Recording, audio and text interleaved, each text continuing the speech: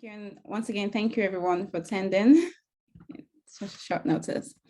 Okay, so I'm going to be addressing some of these questions thematically by first looking at what are the risks of either quantitative or qualitative study when we approach critical terrorism studies and terrorism studies as a whole.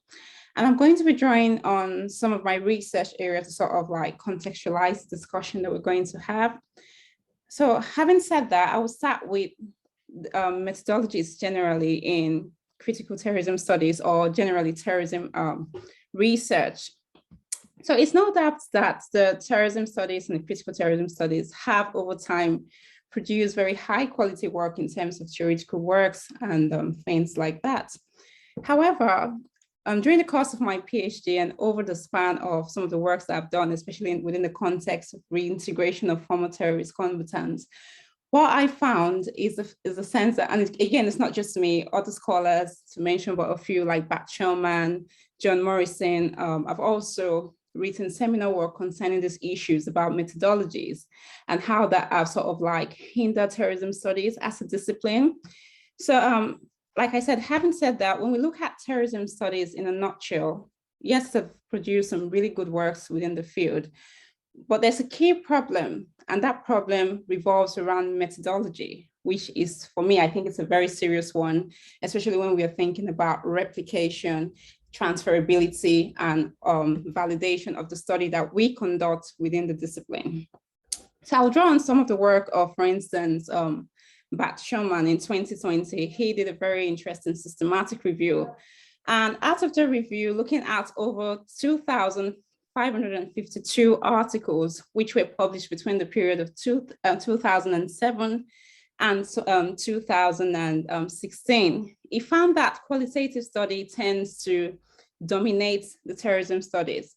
Is that to say that referring to qualitative study as an approach to methodology is bad? Absolutely not. In fact, it tends to shed some insights into, for instance, the conceptual framework of how we think about terrorism studies or the type of questions that we are trying to address.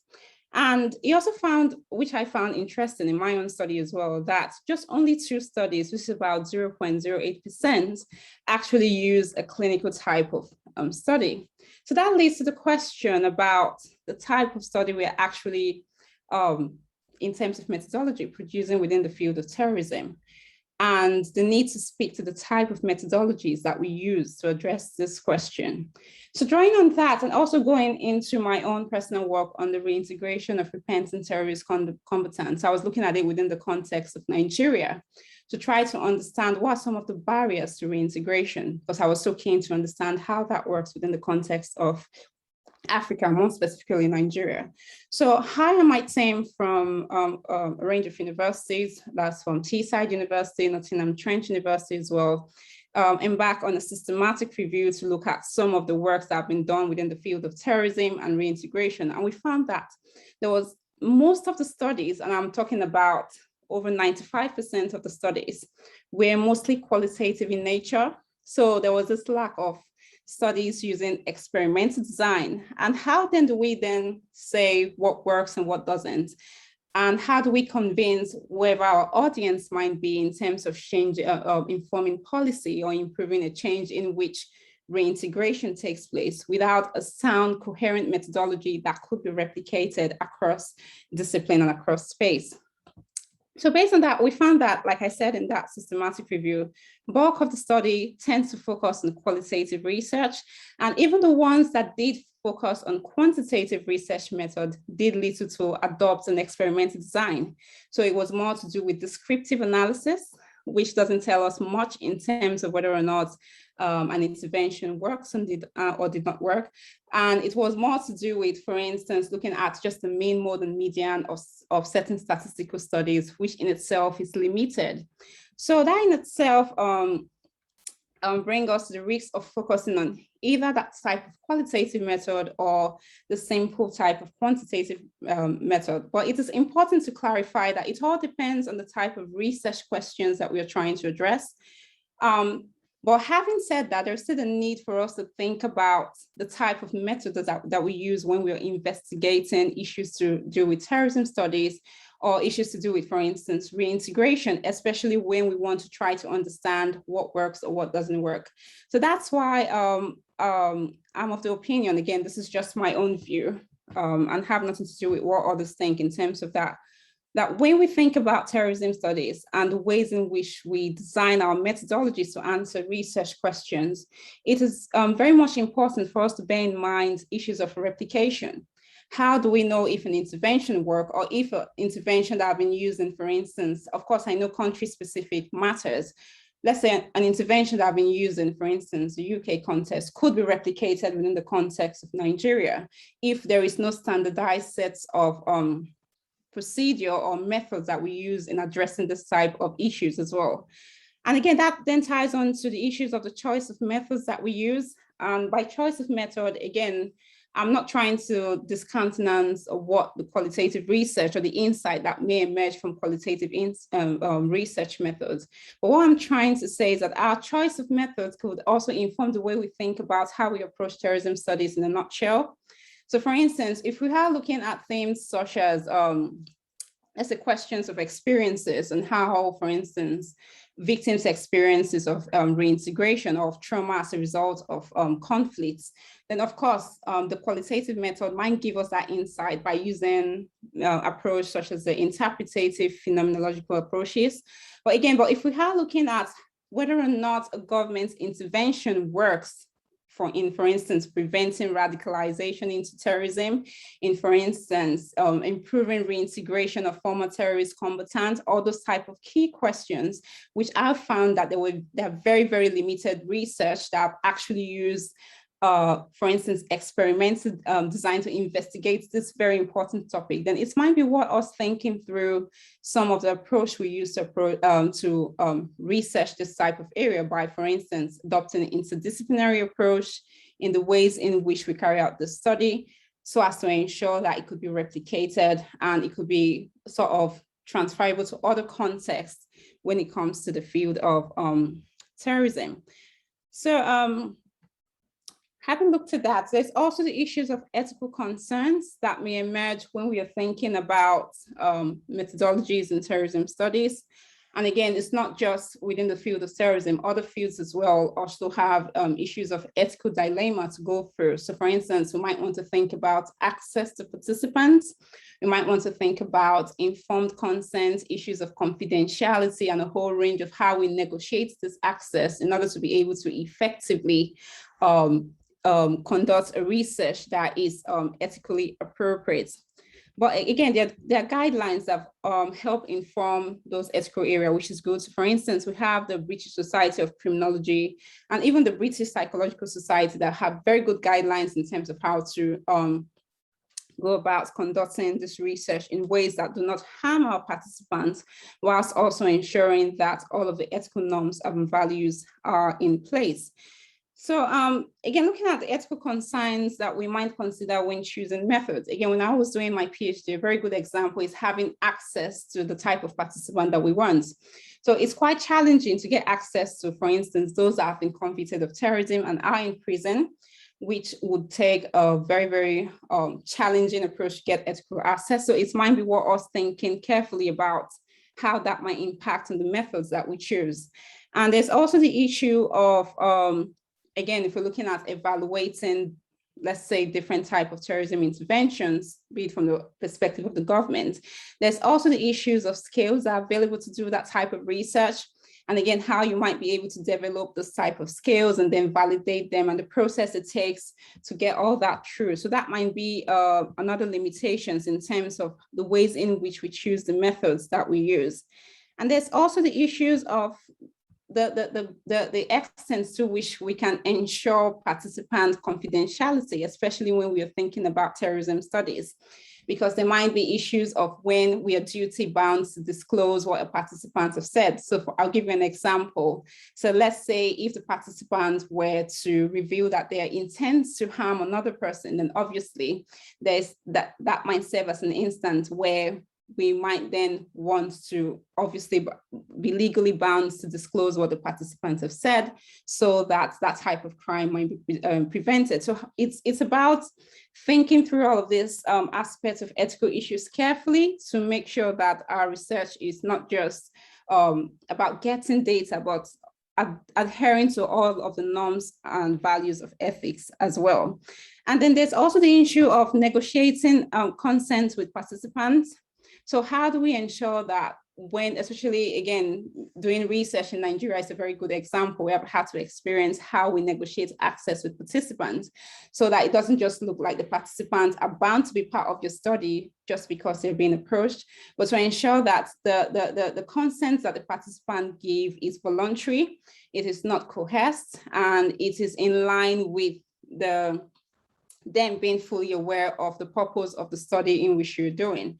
And also that might have impact when you're doing research in, for instance, the prisons, where participants might feel they need to be part of the study because they've been approached. So again, all of these are things that could lead to, I would say, could hinder research within the context of terrorism studies, especially when we are thinking about ethical concerns as well. So having said that, and looking at how we can bridge this gap in terms of the type of methodologies that we use and the ways in which we approach these methodologies. I would say, again, the topic is very, very much important. The topic you're trying to address, again, that would speak to the type of research design that you're going to adopt, whether or not it's experimental designs or whether or not it's just exploratory type of research that you're trying to do. And one of the key ways that we might want to bridge this gap is to sort of have that interdisciplinary approach to research, where, for instance, we not just look within the confines of the terrorism studies discipline, but we can as well think of other related disciplines, like, for instance, psychology or other allied disciplines, to sort of bring together that type of research methods that can help answer our research question in a way that could be transferable, in a way that could be replicated across the discipline as well. And there's also the issue of involving relevant stakeholders in the ways in which we design our research. So at the moment, I'm currently working on a research looking at designing an intervention to aid with the reintegration of repentant terrorist combatants. And to actually get that done, one of the methods I'm using to sort of inform the design of the intervention is a participatory action research methods, where I sort of bring all those that are relevant, for instance, religious leaders, for instance, the community themselves, the youths, the women, to sort of like inform how I design the intervention, because it's all about who are the end product of our research, or who are the beneficiaries of that type of research that we do. So that might be a way of actually shaping how we do research within the studies of critical terrorism studies, or terrorism as a whole. Yeah, that's sort of sum up my brief speech about the critical terrorism studies and the ways in which we think about methodology. Thank you. Thank you very much, Tarela. That was brilliant. I think you picked up on so many kind of interesting parts that I think that we can kind of, bring us into new sort of forms of conversation as we go on today. I mean, even just at the end there, pointing to the participant action research, it really made me think, like, wanted to ask you kind of, what are your like politics around the choices in your methods, and like, what is it that's sort of like driving you to use those kind of methods? What's the importance of actually centering participants, and like, what might it sort of, how can we think about politics as kind of intertwined there? So maybe that's something we can think of later. Before I hand over to Richard, I just wanted to say one other thing that you said, Tarela, that was really interesting, was you referred to participants feeling kind of coerced, possibly, or feel the need to be kind of to take part in a study simply because they've been asked to take part in it. And I think that really speaks quite a lot to the kind of power dynamics that we kind of, that we walk across as researchers, and how possibly, we need to think about research itself as a kind of a form of disciplining in that same sense that kind of the way that Edward Said would have thought about Orientalist academics going in and kind of like finding out knowledge about kind of, Orientalist subjects, and therefore helping to sort of almost create these subject categories. And I know that Charlotte Heath Kelly's also done the same kind of work on the kind of creation of the terrorist subject through kind of academic work. So that's something that really kind of came up for me, kind of sparked something, and I kind of wondered later if you would kind of talk a little bit more about that. Before that, we'll hand over to Richard. I'm really looking forward to hearing just some of your thoughts, Richard, and then we will continue with some questions after that. So thank you. Great, thanks so much, Alice, and thanks Tarela as well for your excellent talk. Before I say something about methods and what this meeting is about, I just wanted to say how wonderful it is to see this group. It was back in 2006 that me and some colleagues, Marie Breen-Smith and Jeroen Gunning, applied to BISA to start this Critical Studies on Terrorism working group. And it's just so great that it's still going. And not only that, it's full of these amazing, cutting edge, vibrant, boundary pushing academics who are doing wonderful work. And yeah, I'm just so delighted and proud to be invited to be part of this. And to see the wonderful things that you're all doing over there and around the world. And it warms my heart. So I'm very, very happy to be part of this. Now, I'm not going to do some kind of typical discussant deconstruction of Tarela's excellent paper, but I thought I'd talk generally about a few issues, four key issues that have been on my mind, and they touch upon many of the things that Tarela talked about and that Alice has raised as well. And hopefully they can be the basis for some further discussion in this particular session. So the first thing I just wanted to briefly discuss was, and this relates to the sort of purpose of this session, and one of the key issues raised about the kind of divide that is often expressed and sort of talked about between more orthodox studies and critical studies in terms of another binary, which is between qualitative and quantitative. And I just wanted to, obviously point out that there's real, first of all, that is just not a helpful opposition. I mean, this is not to say that it's not important to pay close attention to issues of ontology and epistemology and research ethics and normativity. And some of those issues do play into questions around quantitative approaches versus qualitative approaches. But one of the things that we always said at the very beginning of Critical Terrorism Studies was that we hoped for what we called a redemptive hermeneutic. And that was the idea that there is value to be had in all different types of methodologies and approaches. And it's not a case of just rejecting certain methodologies out of hand, but recognizing that all different methodologies can sometimes be useful for illuminating certain kinds of questions. So really, to try and frame it in this binary opposition is in some ways to put the cart before the horse, because really we have to ask what the question is, and then that determines the type of methodology that we might be pursuing. And there are lots of different questions, and there are lots of ways of asking the same question, different ways of asking the same questions, and all of those different ways might actually require different methodologies. So I think I'd like to argue that we ought to be embracing methodological pluralism, and we ought to be thinking about the redemptive hermeneutic and trying to find the value even in methodologies that we might have other kinds of doubts about, because they may nonetheless still produce research that is worthwhile or that has some kind of normative value as well. However, this is the second point here, and this is something that's been on my mind, and that is that we kind of have to pay attention to the historical era that we're currently in. And the historical era that we're currently in is actually a global decolonial moment. And this actually poses, I think, quite profound methodological challenges to us. One of which is that if we're going to think about pluralism methodologically, we have to consider that that extends to non-Western epistemologies and ontologies.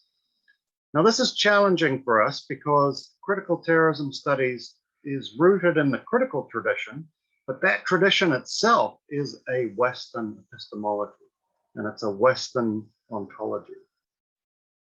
And so what I'm suggesting here is that I think we need to consider and think a lot deeper about not just methodological pluralism amongst all the existing Western methodologies, which do include all the things that Tarela was talking about, from different disciplines, different types of research, but also the different critical epistemological positions.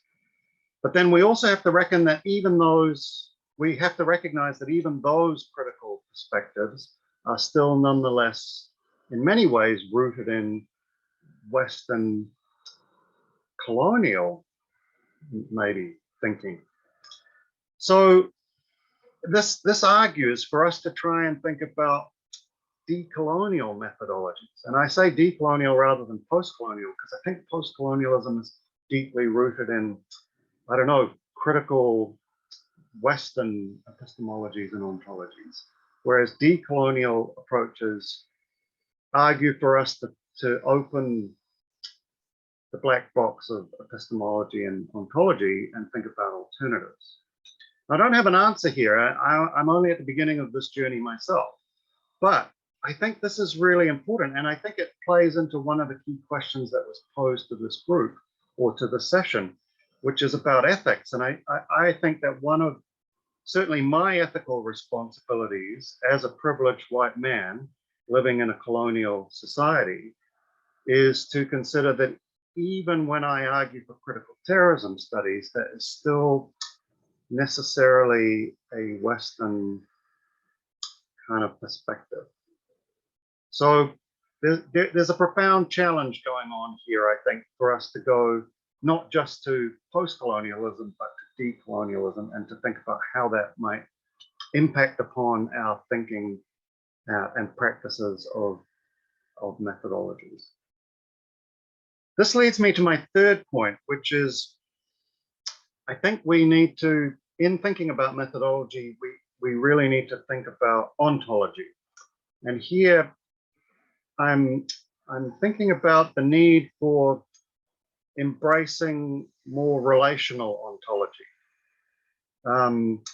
Now that in itself is a gesture towards, or can be considered part of, in many cases, a non-Western kind of ontology, because non-Western ontologies are often incredibly relational. You know, they situate human beings not just as these atomistic, individualistic actors, but as part of genealogies that go back through time, you know, that are related to ancestors, or sometimes time itself is not linear, it's circular. There's relationships to nature, there's relationships to the group, and there's a different kind of ontology of the way in which reality functions, because our Western ontologies are often very mechanistic. You know, we think of the universe as a machine, we think of societies as machine-like, with parts that relate to each other and that impact each other in causal ways. But that is not the same as the non-Western ontologies. They're much more relational, and they recognize the constitutive and interdependent nature of everything. Now, this again, profoundly challenges our approaches to the study of terrorism, whereby we always tend to try and treat terrorism as this self-defined, ontologically distinct phenomenon. So rather than seeing terrorism or counterterrorism as interdependent with and co-constitutive of other things in society and actors and processes, we try and separate it out, and we emphasize its abnormality and its differentiation. Whereas a relational ontology would try to focus on its connection. How is it connected to our broader cultures of violence? How is terrorist violence perhaps constituted by and part of state violence, or perhaps domestic violence, or structural violence or cultural violence? In other words, our gaze looks to expand and to find the connections rather than to separate, isolate, and try to find those mechanistic relationships that we can try to discover the causal processes. Now, again, I think there are kind of ethical issues here which relate to recognizing the way in which the broader violences of our societies are actually perhaps not as differentiated from the ethical, the violences of things like terrorism or crime or what have you.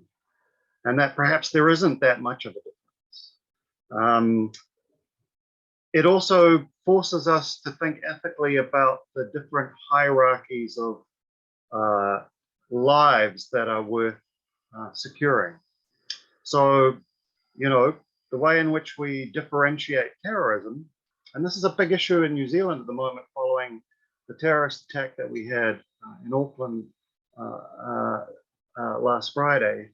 The way in which we think about the lives potentially lost to terrorism are so much more valuable than the lives lost to ordinary crime or domestic violence, or, you know, the structural violence or the cultural violence that is visited upon minorities and people who, you know, have their lives cut short and are harmed through capitalism, through neoliberal society, through incarceral systems and so on. And I think also, I mean, it relates something to what Tarela was talking about in terms of the way in which we need to think about kind of practical issues and policy. I mean, one of the reasons I think policy fails is because we think of terrorism as separate, because we kind of separate it out as a problem to be solved, rather than recognizing that it's actually deeply connected to all the other parts of society, and that it's society that produces terrorism. Therefore, in order to unproduce terrorism, as it were, we would have to alter society, not the individuals concerned necessarily. So yeah, and this relational ontology forces us to think about complexifying and expanding, and we have to think about, well, what's that going to look like methodologically? And again, I don't have the answer to this, but I just know that this is one of the issues that we need to think about. And then finally, you know, the fourth thing I just wanted to mention, and that I've been thinking about, and mainly because I recently read a book, I've just forgotten the name of the author, but I think it's called,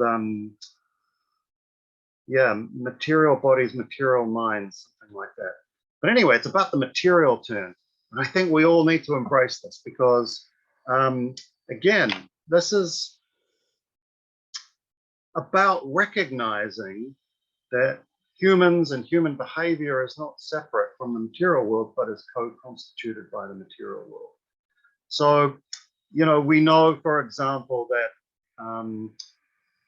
both other species, but also the human species, evolve in relation to the material world that we construct. So we construct society in certain ways, which then has material effects on our genetic evolution and our brain evolution and so on and so forth.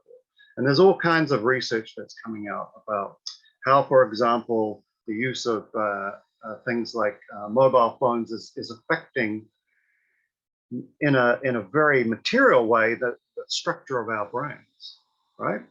And it's also affecting our bodies in terms of you know, those people who get the thing on the back of their neck. You know, so technology, material technologies are actually having an impact on human anatomy and human cognitive structures and so on and so forth.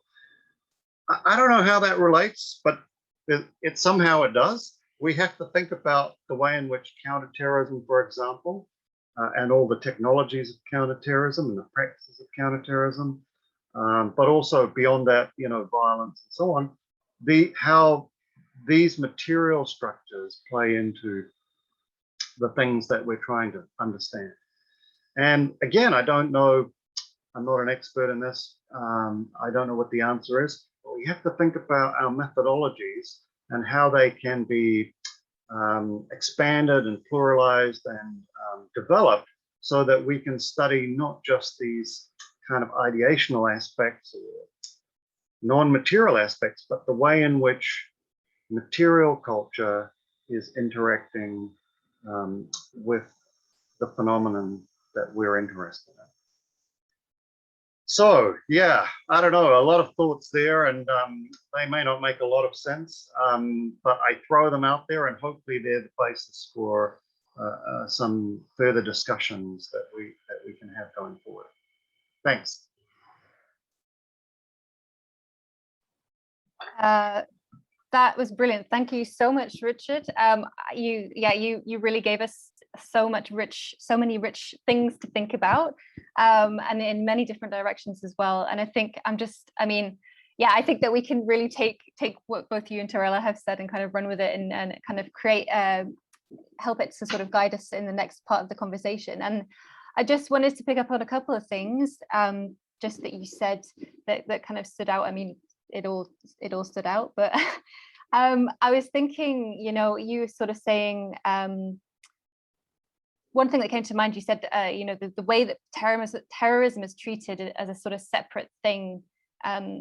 Maybe that this is something that we need to think about. Maybe that's one of the reasons that policy doesn't work. And it kind of made me think a little bit about the conference yesterday and the keynote, and actually how, in effect, quite a lot of the time terrorism isn't actually treated as a different thing. It's something that combines and seeps into our everyday practices and very much kind of, you know, colonizes practices of mental health care in that kind of sense. And I was thinking of how, you know, in the one sense, terrorism is thought of as this sort of separate ontological being almost, and at the same time it's really not in practice. It is actually the everyday, and it does sit in on everyday, and it does sit kind of in the structures that people walk through on an everyday basis as they walk down the street, as they are in the airport, and obviously in an intersectional way, kind of, you know, that will affect people in many different ways. But it's that's sort of something that kind of that made me think of this. What does that mean? This sort of differentiation of terrorism as this kind of, you know, hyper visible thing. At the same time, I was also thinking, and I was really excited that you brought up decolonial thinking, decoloniality, and I think that's something that we really do need to talk about and think about further. And it brings up so many different kind of questions as to how to do this. Is it even possible? How can we do this in an academy that's already built upon whitened structures, right? And how, you know, one thing that I was thinking of was that I over the past year for my PhD research was doing interviews with people on their experiences of counterterrorism law as migrants to the UK, and something that they felt quite a lot of the time was that the interview itself almost replicated.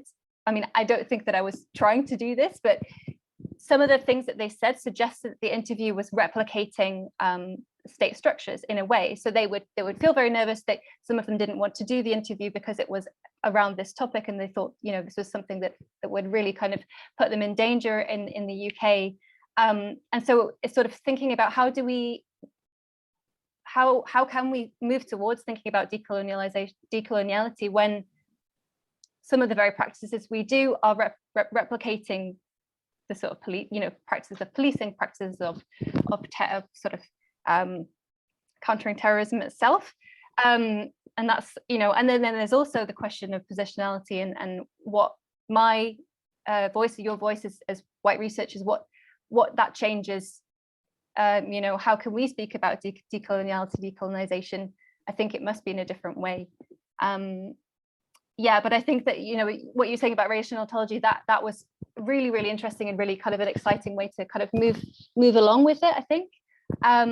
So I'm gonna sort of stop there, but I just wanted to kind of give some thoughts on that. I think what we'll do now, following Tarela and Richard's wonderful presentations, is just move to some questions. And I think there seem to be loads of questions in the chat. And I think possibly maybe what we can do first is go to the audience's questions, and then we'll come to Ugo and Samwel and my questions afterwards, because I think that it would be good to get this moving as a conversation with everyone. So I wondered, Raquel, do you want to ask your questions, because you were the first person to say? Sure. Yeah. Thank you. First of all, I want to thank you for organizing this. It's really an amazing event, and it's so good to see other people organizing things other than the conveners. I think that was one of our aims when we took this role, and thank you for accepting our challenge. That's really amazing and really well done too. So, and I really like methods. I think that's why I really like to supervise students, because it's just so good to get to discuss methods and how to do research. And this is a really amazing session. Thank you, Tarela and Richard. You gave us so much food for thought. And I just wanted to pick on some of the things, because I think that are really, relevant for what I'm doing or what my students are doing at the moment. So I think one of the things is that qual versus quant, right? As some of you know, I come from psychology. So my bachelor and master's was in psychology. And I'm a bit of the kind of outcast, right? Because I do qualitative research in psychology. Nowadays, you have to be quantitative researcher, and there's a niche of social psychologists, but even them are becoming more and more experimental, because that's where the money is, and that's the reason, really. So I've always kind of tried, and even today I work with quite a few colleagues that I really like to work with, because they really have the experimental mind. But when we work together, there's always the same, the issues are always the same. It's rather hard to actually do experimental designs in this area. And it's quite clear. So you can do quite a lot of proxy research, right? Because, you can see, because it's about access. How do you get, for example, ex-militants, like I study, to come to the lab, sit them on a chair and strap them to stuff that will measure their eye tracking, stuff, or, all the really experimental designs involve you bringing people to the lab, right? Because if not, the more kind of social experimental stuff can be online, true. And I'm actually conducting some of it, like I'm conducting this in AIT, Association Implicit Test Association, right? And that can be online. So they read the text and then they kind of fill in an experiment. But there's loads of problems with that. First of all, you have no idea who is completing it, right? Because it's online. And actually, what combatant, what former combatant, militant, whatever you want to call it, will complete that.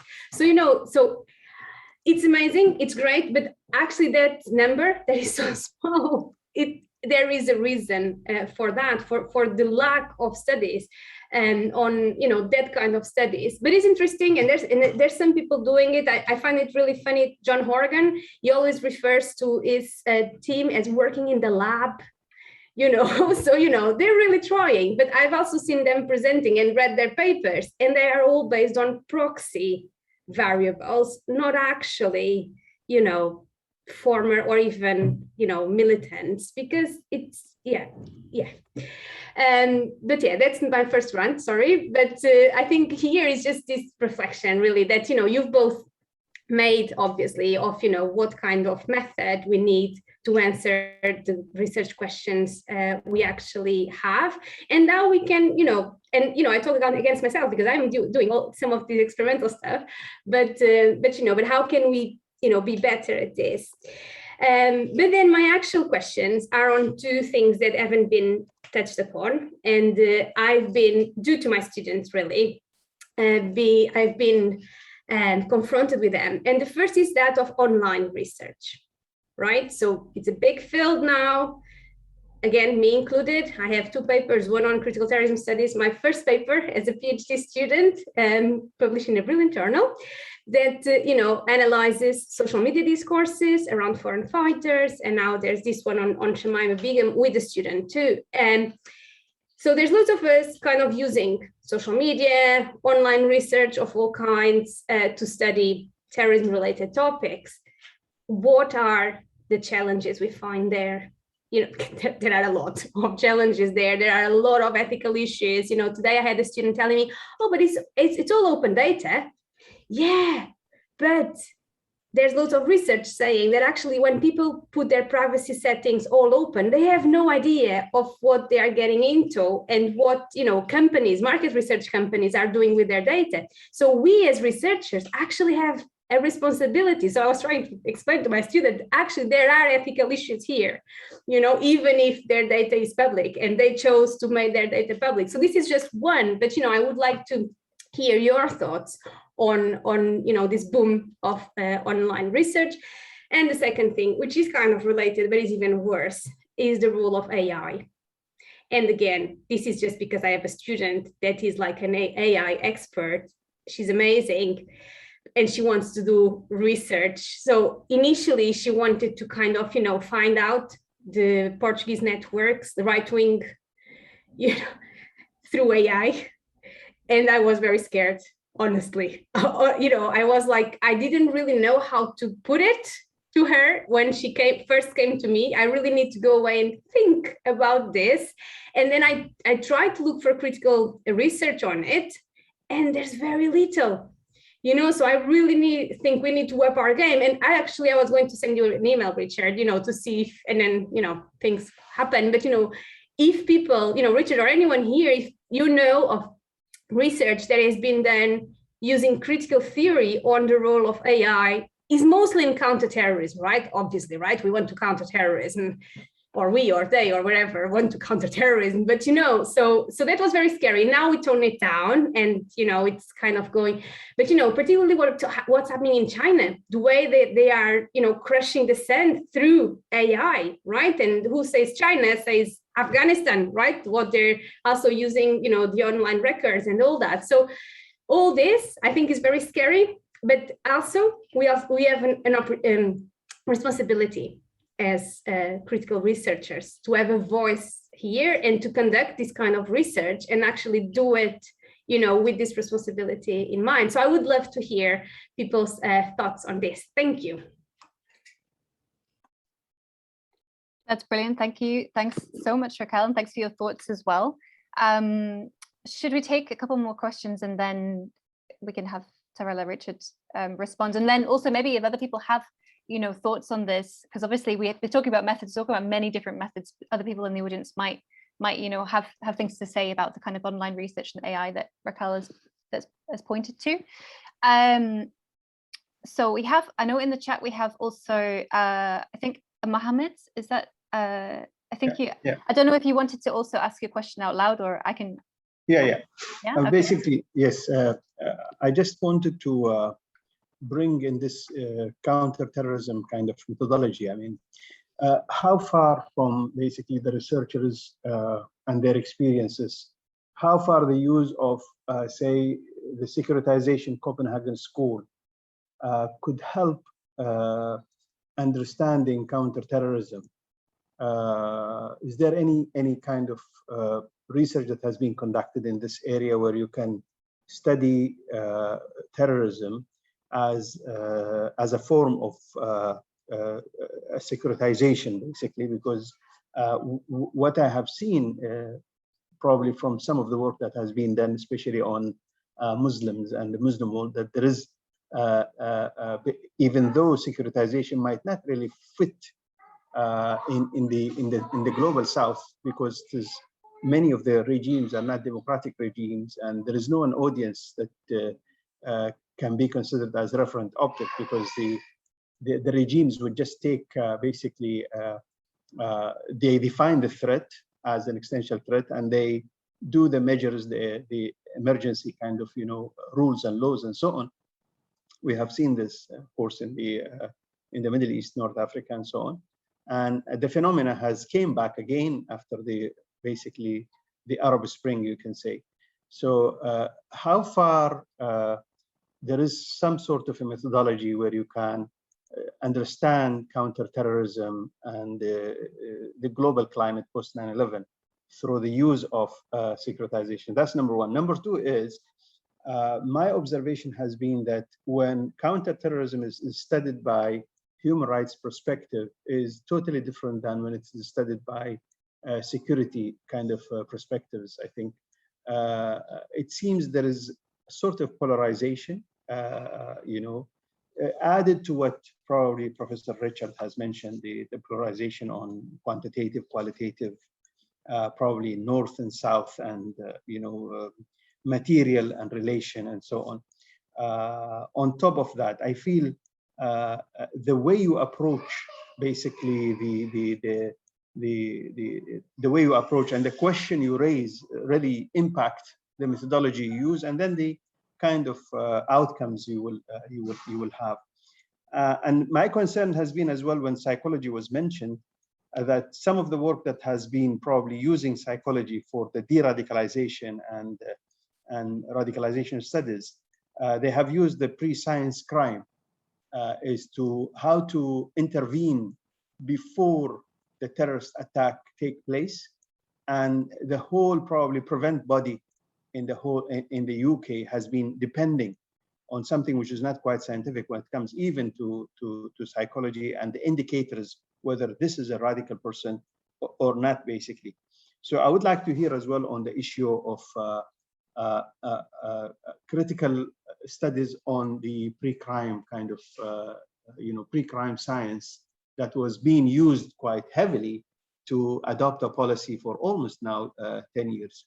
And from the work of Aaron Kondani and others who have basically wrote about mind lubrication and having to maintain the threat post 9/11 in the US. So that's manufactured by security, basically, in order to maintain a discourse and a narrative in place. So it's quite difficult, really, to basically get into quite objective and scientific results, basically, when it comes to, when you see, I mean, researchers are talking about mind lubrication and fake operations or fake stuff that has not really been fully understood, basically. And last but not least, of course, is there a possibility where researchers from the global south and researchers from the north can have really, probably a new critical studies school that is not, as Professor Richard quite rightly mentioned, that even the critical school is a Western school at the end of the day. So it has its own flaws, because the way it perceives the world and the way it perceives things, basically, it has its own influences by the genealogy of that school. Thank you very much. Thank you very much, Mohammed. Your questions are super relevant, and I think taking up on so many different aspects of what we've been talking about so far. Should we let's go through we have quite a few questions here, so let's go through these, and then Tom, if that's okay, to go back to you afterwards. And I think Ahmed as well maybe had to stand up. So maybe Tarela, if you think is Tarela here? Yeah, I can see. Sorry, she just disappeared. Tarela, if you're around still, would you feel free to respond to any of the questions you'd like to, and then we'll pass it to Richard. All right, thank you so much. Yeah, I think the questions are really brilliant, and yeah, they're really good in terms of the context and the ways in which they try to tease out some of the complexities in this area of methodology.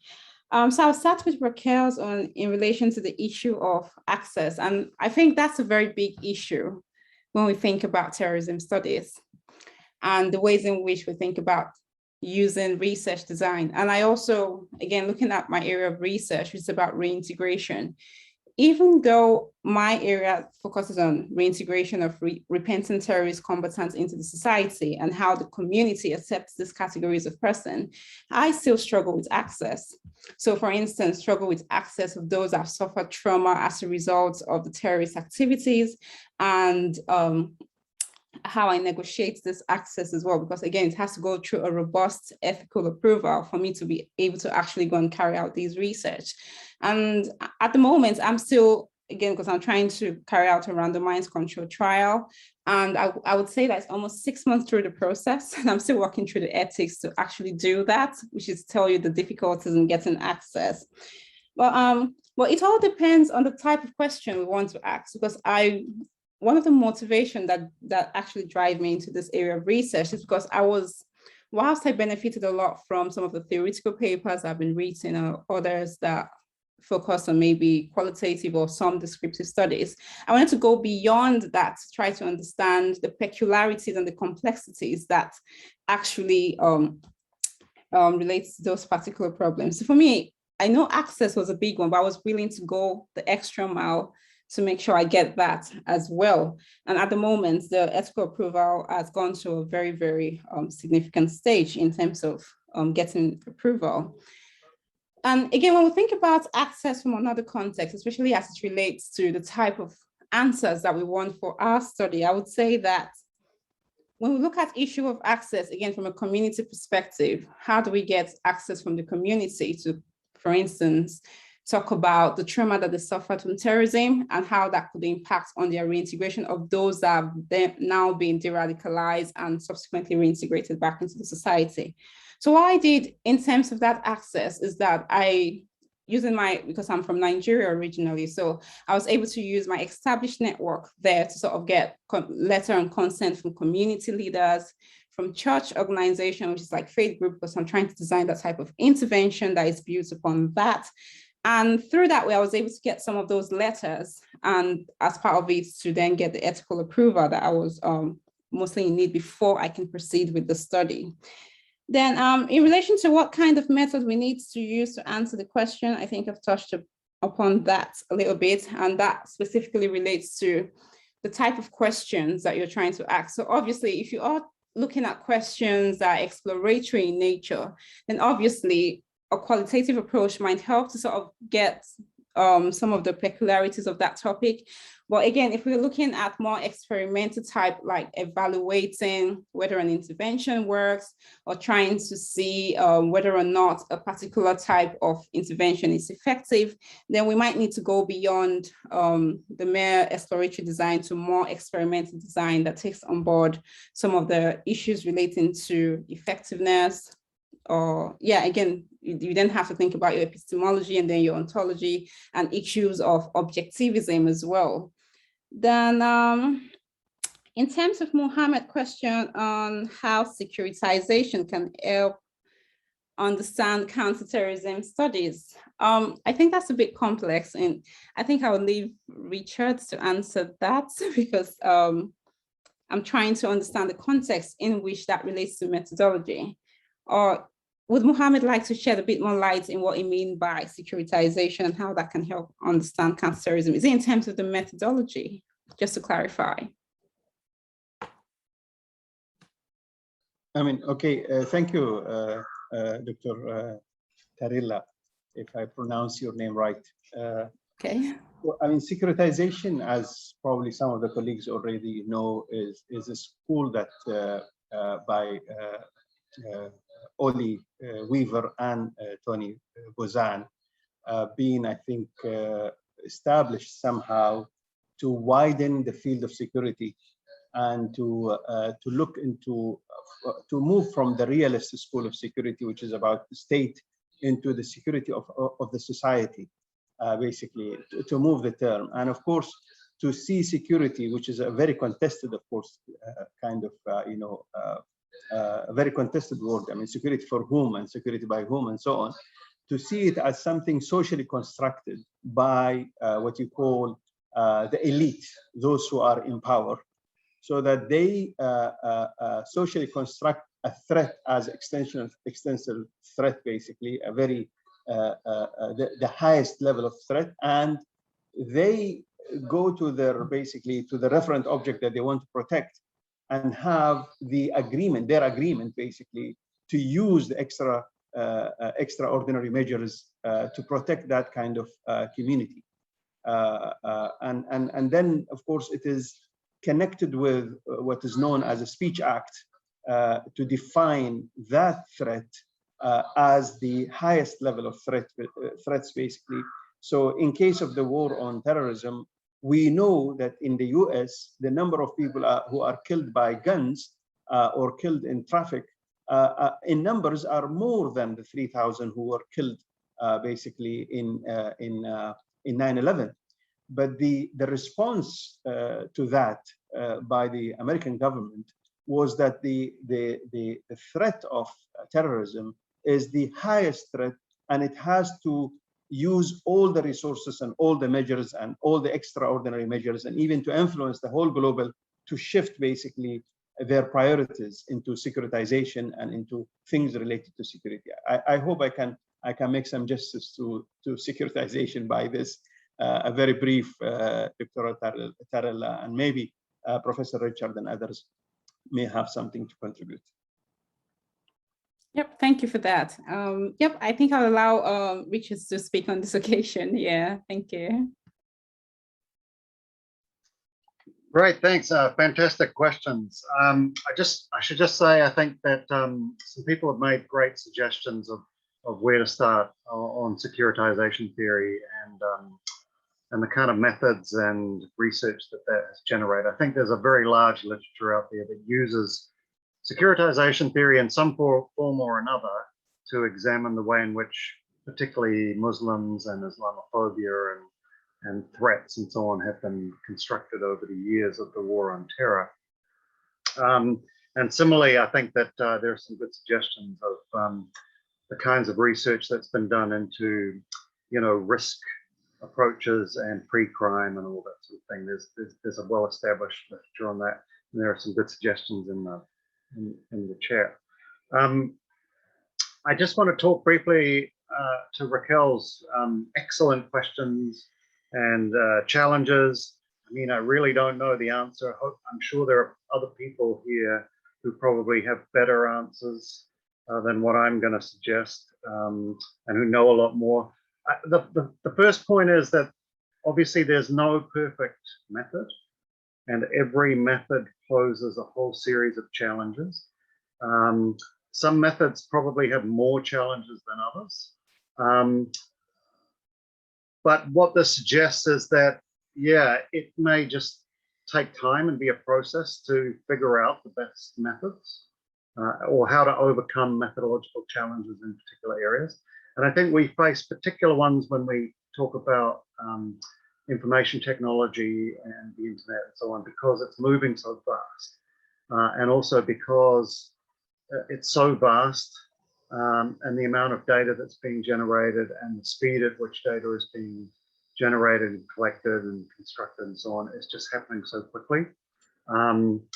Technological advances are so fast that it's very hard to even keep up with what's happening, much less figuring out how to do good research and so on. But I think whenever you face a methodological challenge, you have to first of all think about, well, what are the particular practical challenges involved and how am I going to overcome them? And then you've got to think about, well, what are the ethics and what kind of ethical issues do these methodologies pose? And, there's someone mentioned this in the chat, there might be cases where the ethics suggest that perhaps you can't do that kind of research. I mean, I always think about, a friend of mine who once went to Sri Lanka and did some research on the way in which certain groups resisted the government, and then realized that she couldn't publish this because that would endanger those groups, because ways might be found to counter that resistance. You know, there are some questions and some things that if you found them out, probably you shouldn't publish them because there's no way to do that ethically, or there's no way to do that in a way that's safe. So there might be restrictions. So there's two things there, that the practical challenges of particular methodologies, in this case, doing, you know, online research and using AI and so on, but also the ethical questions. But then there's another question, which I think comes back to something we've all been saying, is how do we, is there a way we can do this research in a decolonial way? And I think that's a question that we don't often ask. And we assume that actually, you know, decoloniality doesn't apply to some areas, that, you know, there are some things that are beyond that. I don't think that's the right approach. I think there's a challenge here and a struggle to think about how can I do my research in a way that is not going to be a continuation of colonial methodologies. How can I decolonize my research and its methodology? And it may not be obvious in certain circumstances, and there may be real challenges with that. In terms of, yeah, online research and AI and stuff, we may have to think about the digital divide and the way in which, you know, perhaps this kind of research doesn't actually reach, you know, indigenous communities or parts of the world that are still facing structural violence and exclusion and so on. And then we might have to think of other ways of doing the research. Yeah, so those are just a few thoughts. And then, you know, the question about, is there a way in which we can have a decolonial approach that brings together global south and global north scholars that doesn't, you know, just remain dominated by the Western kind of canon and the Western approaches. I hope there is. There must be. And if there isn't, we've got to figure it out. We've got to try and construct it. And I think critical terrorism studies is the ideal place for that, because, you know, reflexivity is one of our core principles. And we need to think as critical terrorism studies scholars, how do we decolonize CTS? That's got to be one of our aims over the next few years, I think.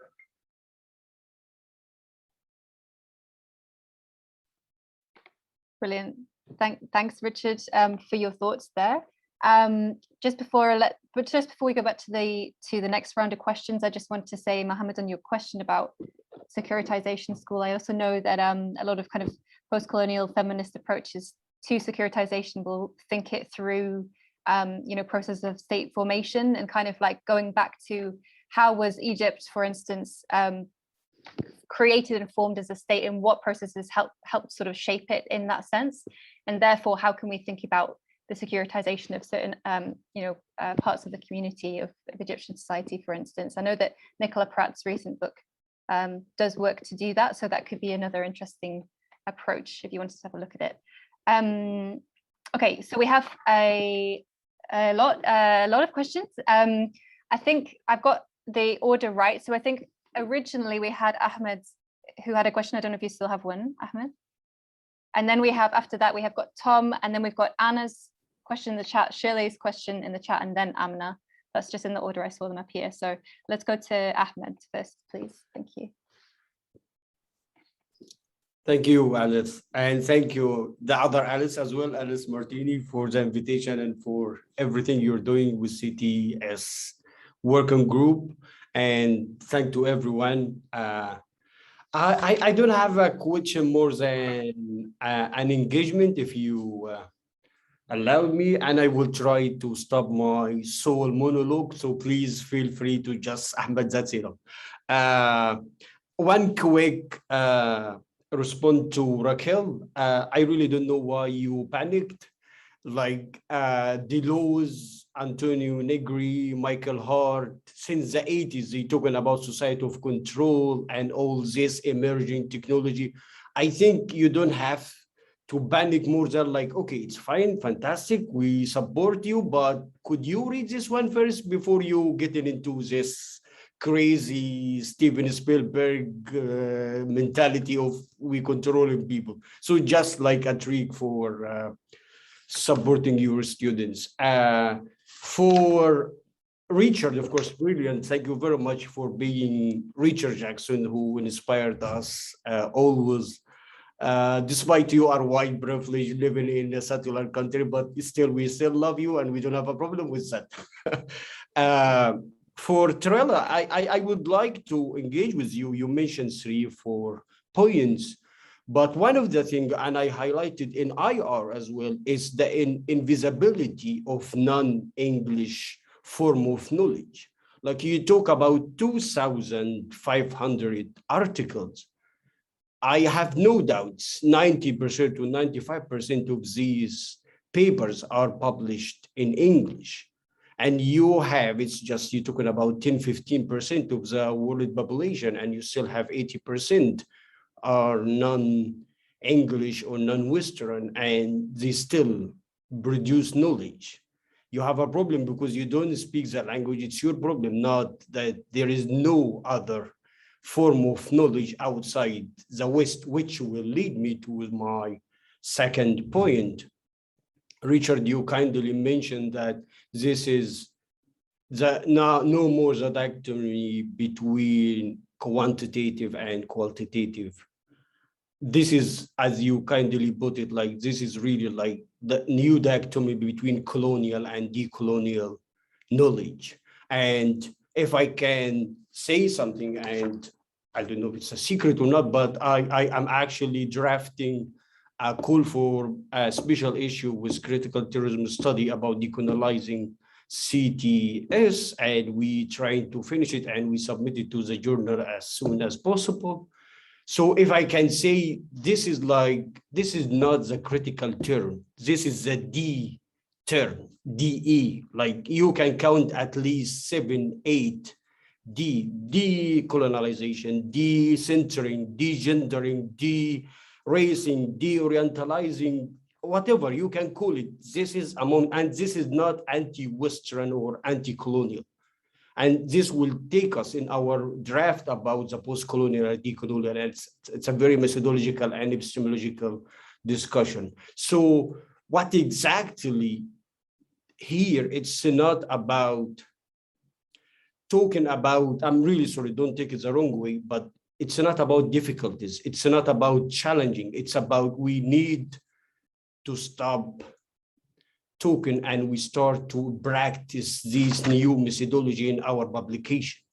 Like one of the things, I wrote a paper, it will under review now with a big journal, and I was after like 1 year, but the main correspondence, why you use this particular author, we don't know him, and his papers or his books is not in English. And I said it's a part of epistemic disobedience, it's a part of decolonization, but the problem, as you said, about the hierarchy of academia, I have to publish in this particular journals or this particular university press to be acknowledged, to have the credentials that I'm a scholar and I have a voice and I exist. But if you publish it in a journal that published since the 50s and read all over the world, like the UNESCO journals or the Senegal Dar es Salaam School with Samir Amin and dependency, when you're talking about different form of knowledge. This is a big challenge about not only talk or acknowledge there is indigenous knowledge, but we need to start practice these methodologies.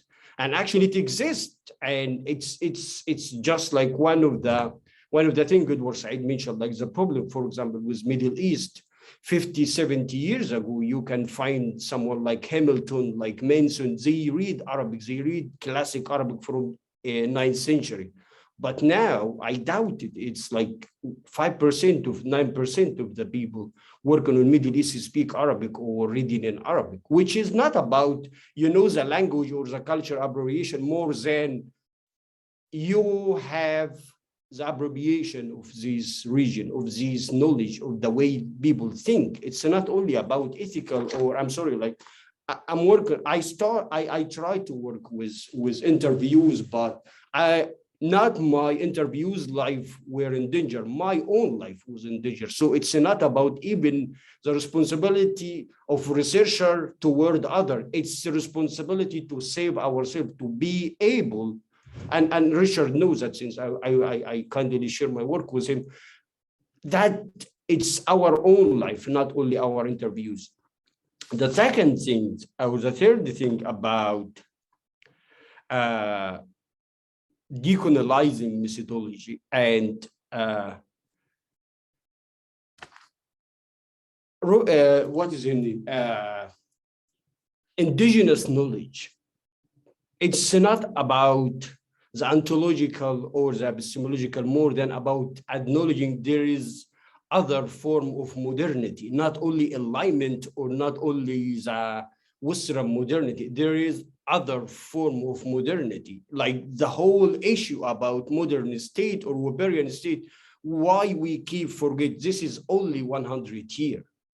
And you have, like, I don't know if it's a secret or not, but Karen Ferka will publish a new book about the Western philosophy versus the Eastern philosophy when it comes to understanding modernity. And you will find resources and form of knowledge from China, from India, from the Islamic world, from Latin America, and from Sub-Saharan Africa about the articulation of the universe. But the problem, because of the domination of Western academia and Western knowledge, we deliberately overlook that because it's just a rebelling or it's a disobedience against Western. No, it's not. It's really have something new to say, something new interpretation, new understanding of the world we live. The people is still like one last comment. Like I'm working my PhD about genealogy and archaeology of state violence.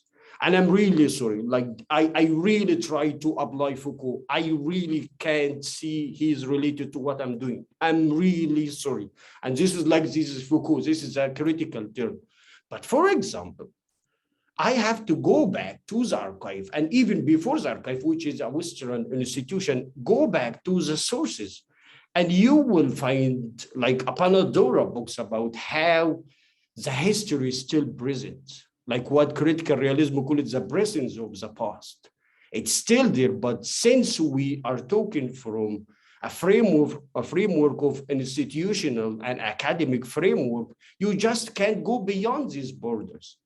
And you're still a prisoner of the colonized mind, to use Mami word. So it's not, I think it's another choice. I think it's not trendy as well as I said it somewhere else. Please, decolonization, it's not a trendy thing. It's a serious engagement with the process of production of knowledge and meaning about the world. And you can apply it in CTS, you can apply it in IR, you can apply it everywhere. It's psychology, sociology, whatever.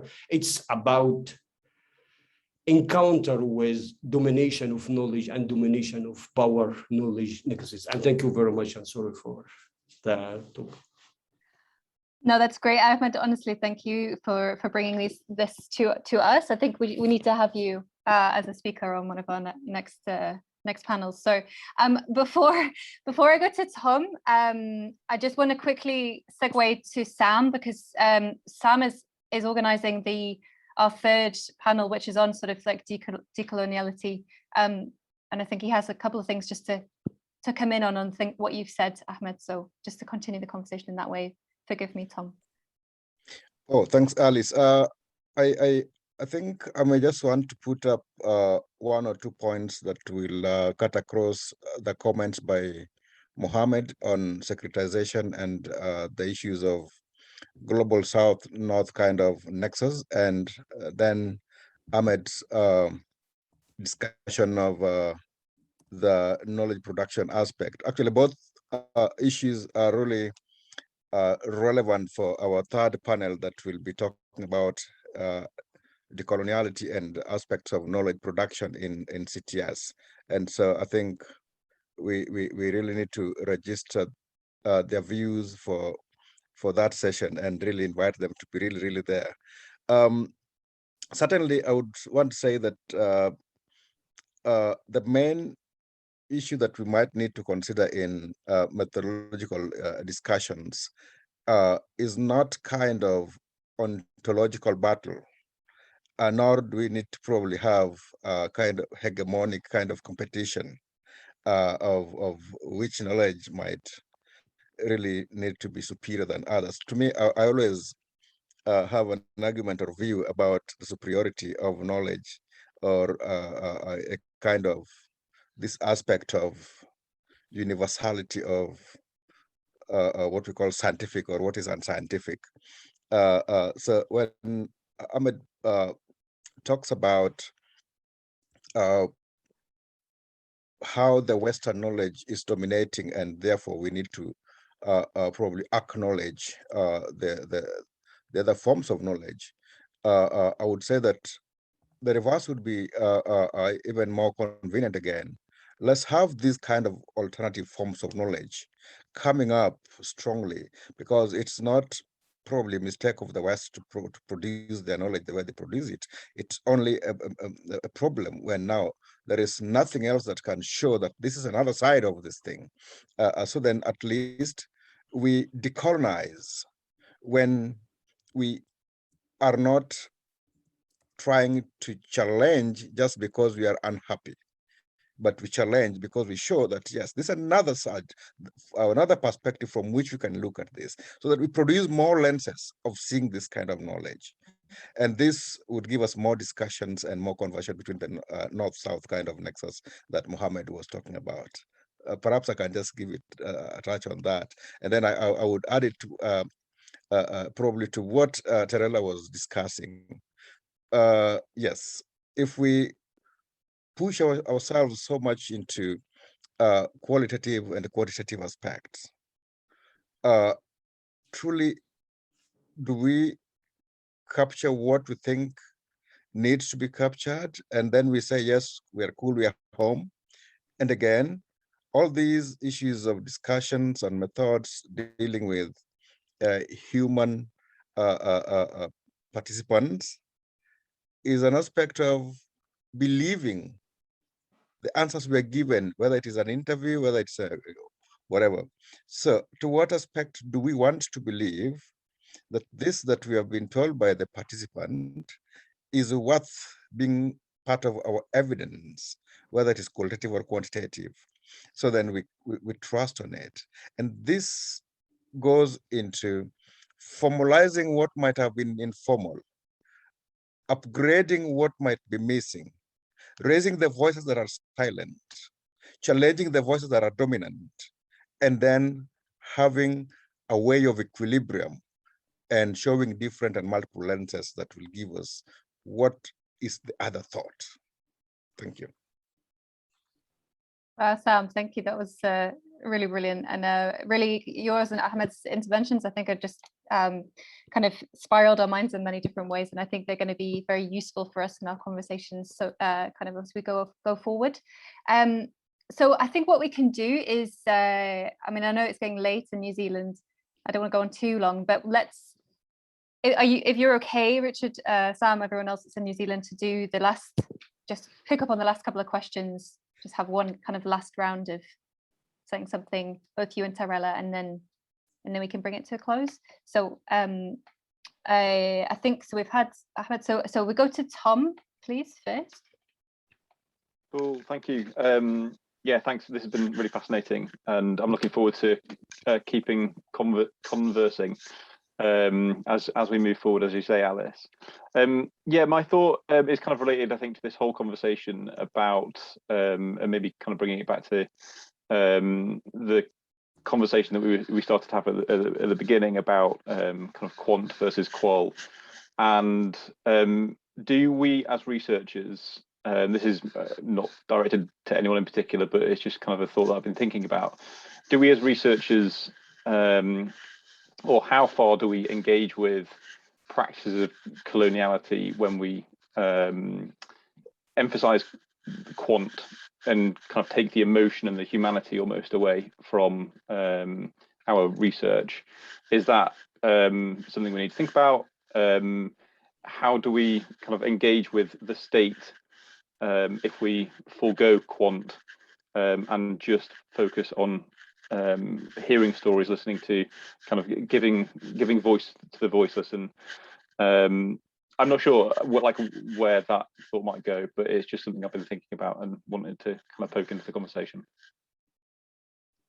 Thank you, Tom. I've got a couple to read out from the chat, so I'll do that, and then we'll go to Amna, and then we can have Richard and Tarela respond to everything and anything that they want to. So we had Anna. I think she unfortunately had to leave, but she had a great question. She said, which is what Richard actually picked up on before, when considering our ethical responsibilities as researchers and the additional responsibilities of those of us who are white settler scholars, at what point do we decide that there is no ethical way to study a particular research question, irrespective of methodology? So that's something to think about. Shirley, I don't know, Shirley, if you wanted to ask your question out loud. If not, I can ask it for you. I'll take that as a no. I can ask it for you. Oh yeah. Oh yeah, Sure, yeah. like Go for it. Go for it. If you'd like to ask it, that would be nice. Okay. Just based on Richard's presentation on the questions of decoloniality. We know that these indigenous methodologies, like the decolonial methodologies, have been, really dismissed as being unscientific.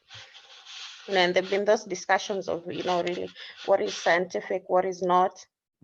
And for me, I think this is, it all goes down to the question of, the coloniality that is in this kinds of thinking on what really, defines what kinds of methodologies we should use ultimately.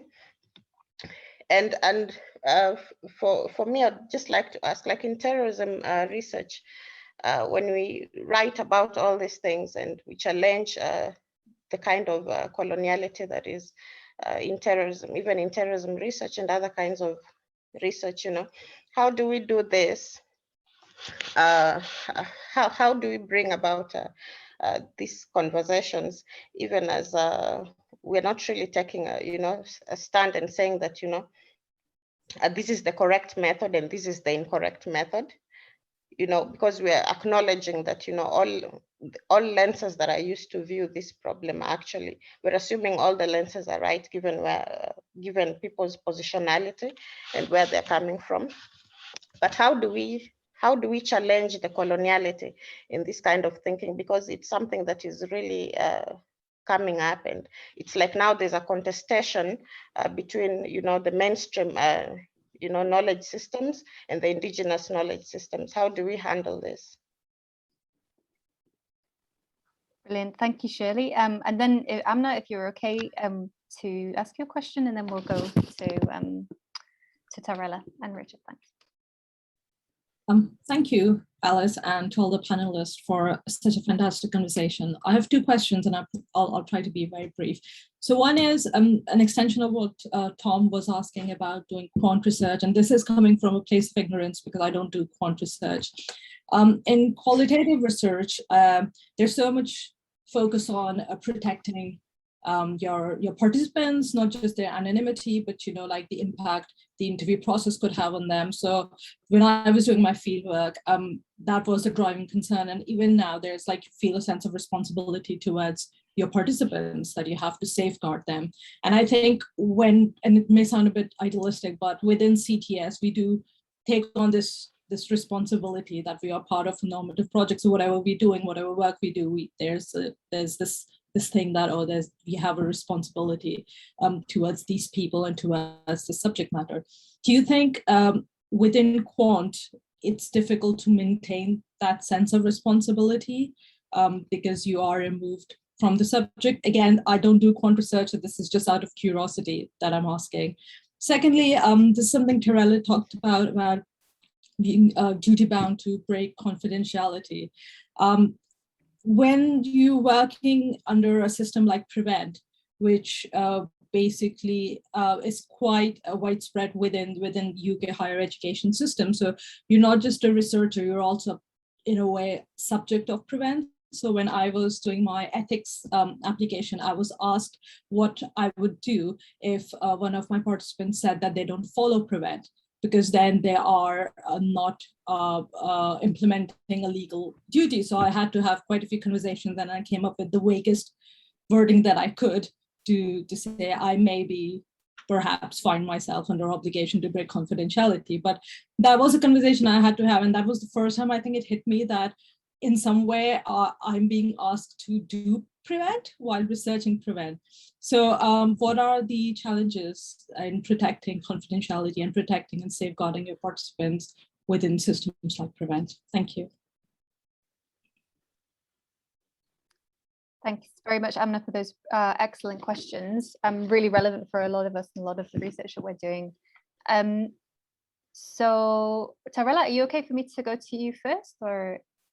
Yes, yeah, please. so just to respond to anything, we've had so many interventions, so anything that you'd like to pick up Lots on. of questions. Yeah. So I think I'll start with Ahmed's question. So I'll just start with them in the order that I've got them. So you did make an interesting point concerning non-English publications. And in fact, when I was doing my systematic review, or some of the systematic reviews I've done, which is about a couple at the moment, one of the challenges that we had is that again, if we think about knowledge production and the ways in which we interact with this knowledge that exists in the form of publications and research, be it reports or articles, is the fact that we tend to restrict ourselves to English articles, as articles that are written in English language.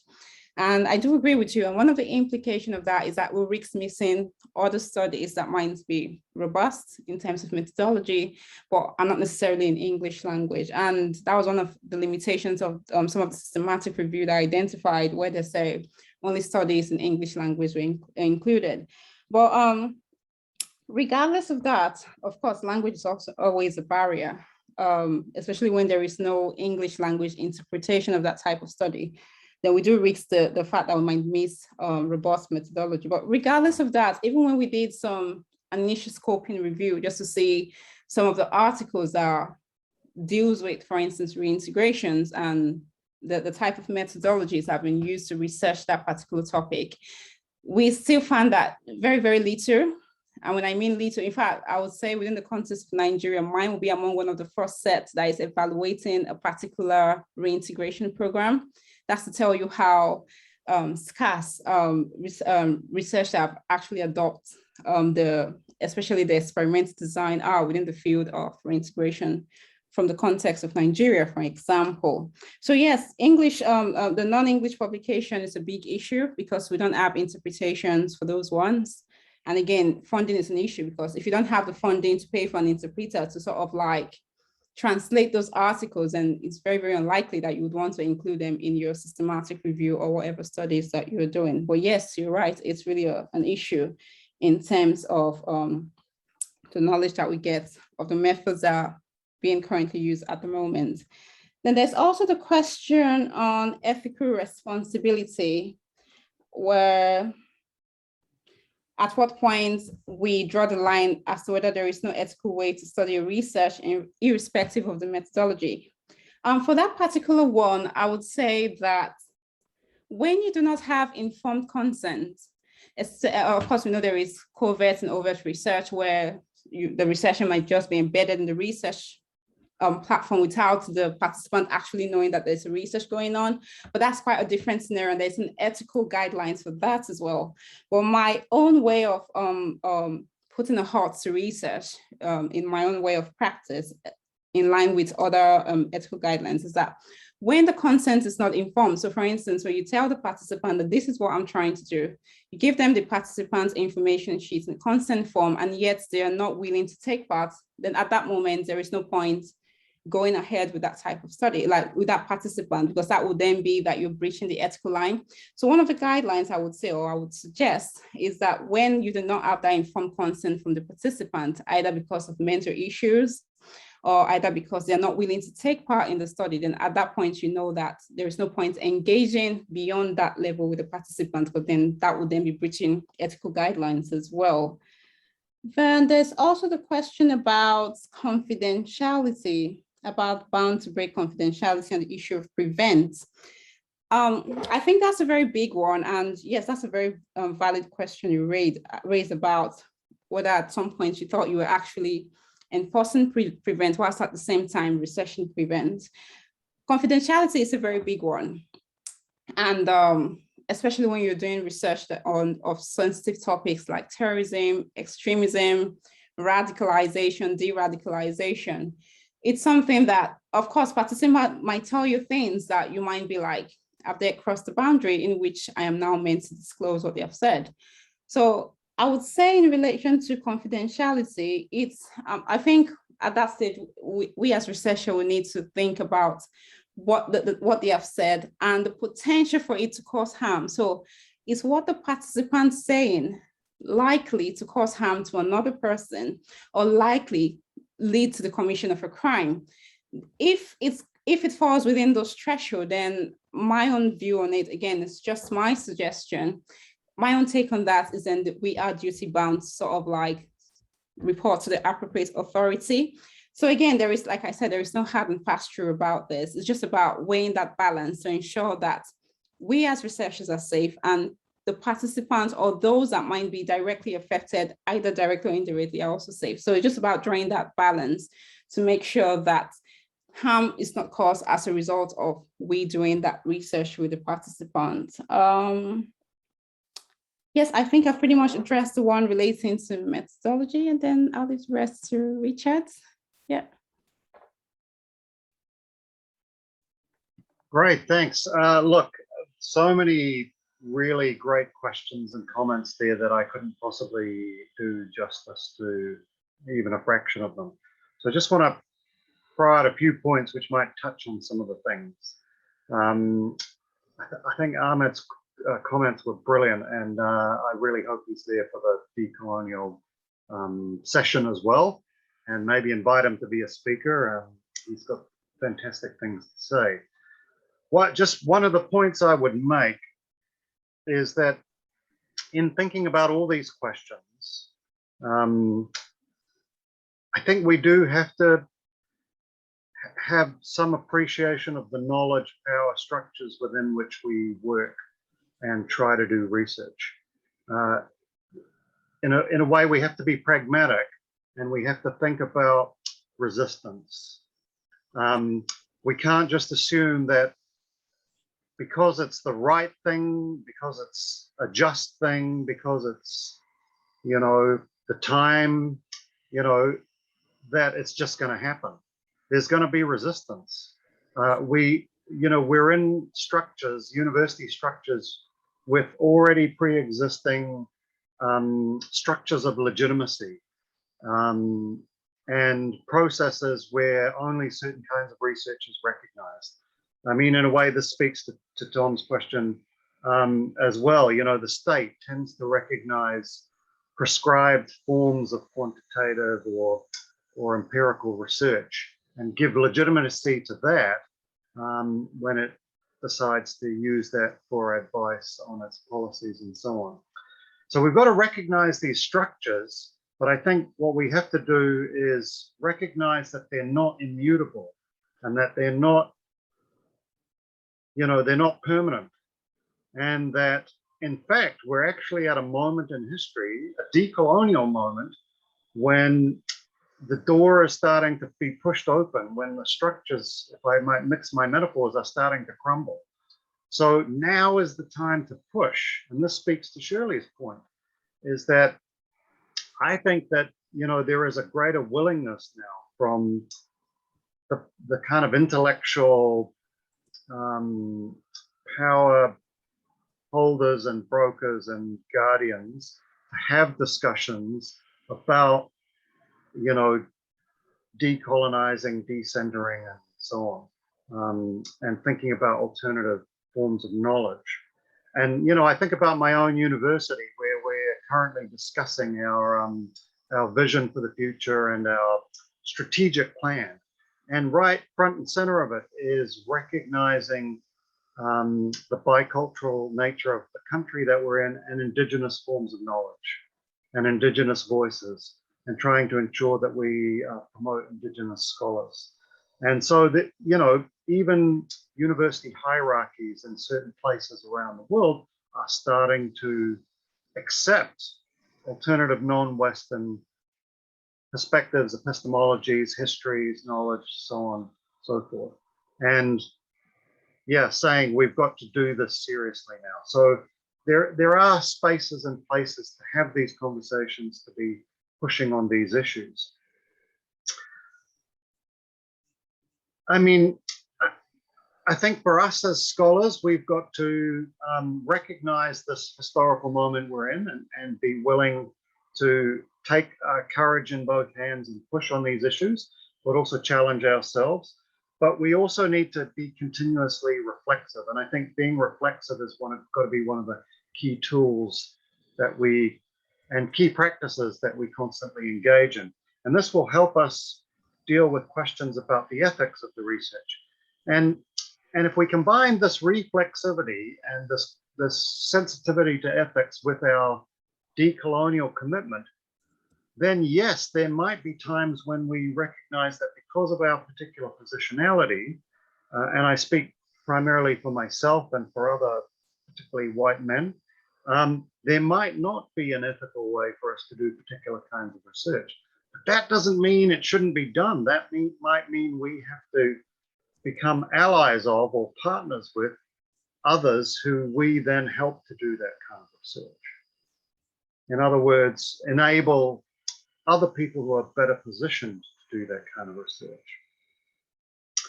And then finally, I just, you know, on the question of quantitative research that Tom raised, I mean, I think there are different kinds of quantitative methods.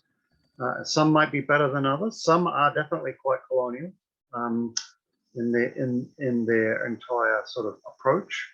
And there are also different questions that can be explored through quantitative research. And again, I think that there's different kinds of, redemptive knowledge we can get from those. We just don't need to write it off, throw out the baby with the bathwater, as it were. But again, if we practice reflexivity, and we always think about how can we decolonize our quantitative research? And I do know scholars who do quantitative research in a decolonial way by, for example, working with indigenous communities to actually figure out the questions, shape the design of the research, access the people that they want to work with, and then have interlocutors that are culturally sensitive to, you know, help gather the data.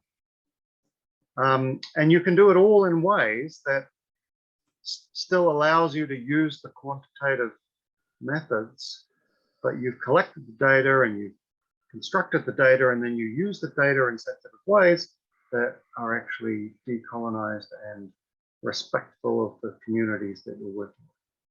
So I don't think those things are inherently opposed to each other.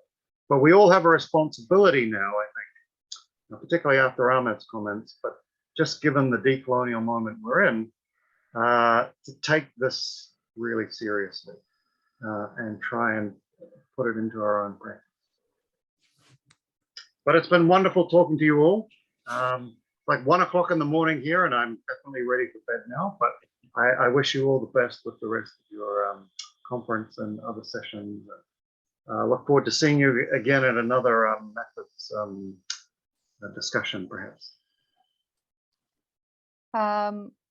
That's excellent, and what a great note to end on, Richard. Thank you so much for your insights today. We're all super excited to have you here, and you really helped to guide our conversations. And I want to thank also Tarela for her wonderful presentation. I think she brought some really, really interesting key kind of debates to the floor and helped to spark some new conversations too. And finally, just to thank each and every one of you for being here and those who contributed with some really, really important kind of things that we need to be thinking about. We will be, just before we end, just to remind you that we will be having 3 more sessions. The session Sam is organizing will be specifically on decoloniality, so we can have this conversation further and move throughout it, really kind of get into the kind of the nitty-gritty of it, which will be really, I think, really interesting and needed as well. But first, before that, we're going to have the second event, which is scheduled for the 6th of October at 11:30 a.m. UK time. And that will be looking at the kind of engagement between critical terrorism studies and political science. So research on parliaments, political parties, political ideologies, public opinion, civil society actors. So that's something a bit different for the next one, and that will be organized by Ugo and chaired by him too. So and we'll send you the link round through the email list, I think, somehow. But yes, thank you to everyone so much for coming. It's just been an amazing conversation today, so it's just really great to hear from you all. So thanks and take care. We'll see you next time.